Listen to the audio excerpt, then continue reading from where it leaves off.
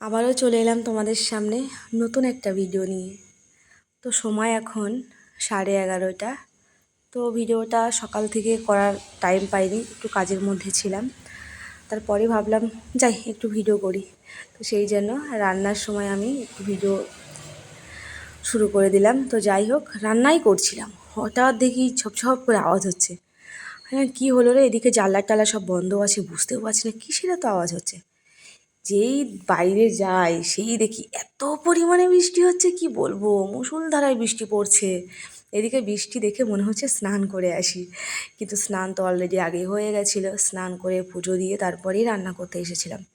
তো আজকে এই সোয়াবিনটা রান্না করছি শুধুমাত্র আমার মেয়ের আবদারে। মেয়ে দুদিন ধরে বলেই যাচ্ছে মা সোয়াবিন খাবো, তাই মেয়ের কথা ফেলতে না পেরে আমি সোয়াবিন রান্না করলাম, ভেন্ডি ভাজা করেছি, আর এদিকে মাছের ঝোল করেছি বেগুন আলু দিয়ে। আর এটা শুধু হচ্ছে মেয়ের পাওয়ার জন্য, আর এটা কালকে রাতের তরকারি একটু গরম করে দিলাম।